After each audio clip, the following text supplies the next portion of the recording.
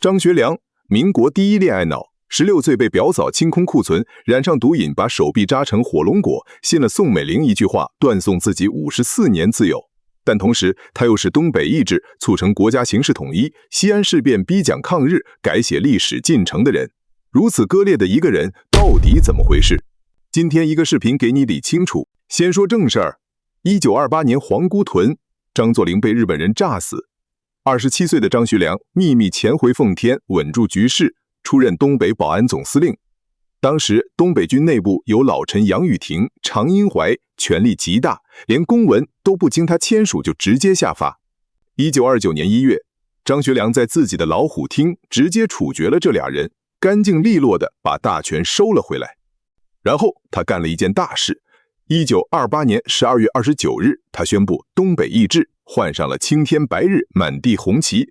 从辛亥革命以来，中国从来没有真正统一过，东北这块地一直是张家的独立王国。张学良这一换，形式上完成了南北统一，日本策划满洲独立的企图暂时受挫。这件事让他获得了全国性的政治声望，成了蒋介石以外最年轻、最有实力的地方领袖。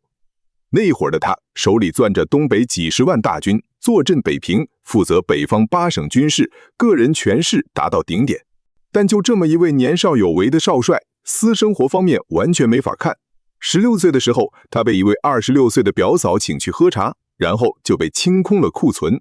年少无知的他还以为自己遇到了真爱，结果一打听，这位表嫂人送外号奉天府长，睡过的军官、戏子、车夫、卖菜的排在他前面的至少一个加强连，表嫂翻他的牌子都得提前预约摇号。再说个更炸裂的，张学良24岁染上鸦片，27岁下定决心戒毒。他找日本人打了一种据说能戒毒的强化剂，结果那玩意儿掺了海洛因和吗啡，纯喝尿解渴，毒没戒掉，还反手超级加倍，从鸦片升级成了硬毒品。之后他每10几分钟就要打一次，手臂扎成了火龙果。私生活烂也就算了，真正让他背上千古骂名的是1931年的918事变。当时张学良人在北平，日本关东军炸了南满铁路，然后嫁祸中国军队，炮轰沈阳北大营。东北军请示怎么办？张学良的命令是不予抵抗，力必冲突。他的判断是日军只是挑衅，国联能调停。结果一夜之间沈阳失守，几个月内东3省全部沦陷，近100万平方公里国土，3000万同胞落入日本人手里。这一下，他从年少有为的少帅变成了不抵抗将军，全国骂声一片，政治声誉直接清零。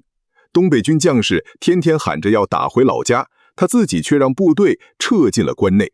1933年，热河也丢了，他被迫通电下野，出国考察。但也就是这个人办成了当时没人敢办的事，因为以张学良、杨虎城为主导的西安事变彻底结束国共10年内战，抗日民族统一战线成型，全面抗战加速启动。从结果往回看，这一扣确实改写了中国近代史的走向。说回1936年，张学良和杨虎城多次向蒋介石哭谏，要求停止内战，一致抗日，被骂回来了。12月4日，蒋介石飞到西安，下最后通牒，再不全力剿共，就把东北军调走。张杨感到无路可退了。12月12日凌晨，兵谏发动，东北军包围华清池，击毙了侍卫，活捉了蒋介石。听说蒋介石光着脚，穿着睡衣翻墙逃跑，2个护卫牵制了300多追兵2个多小时。宋美龄、周恩来都飞到西安谈判，最终蒋介石口头答应停止剿共，联共抗日，没有签任何字。然后发生了最戏剧性的一幕发生了，张学良力排众议，亲自陪蒋介石飞回南京。他以为这事就翻篇了，结果刚到南京就被军事法庭判了10年。蒋介石装模作样特赦了，但改成严加管束，说白了就是终生软禁。再说回戒毒的狠事，1933年他被迫下野后，让美国医生米勒主持戒毒，过程极其痛苦，一度被绑在床上好几天，跟死神搏斗了整整7天，最终成功戒断，终生不复吸。一个抽大烟抽到扎火龙果的人，说戒就戒了，但戒了毒救了他的命，信错了人，断送了他的命。他以为宋美龄的人格担保是真的，结果从1937年开始，他就没了自由。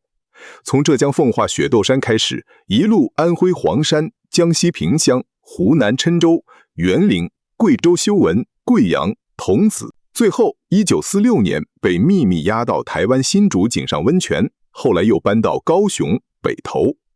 走到哪儿，特勤人员就把围墙修到哪儿。原配于凤至1940年去美国治病，再没回来。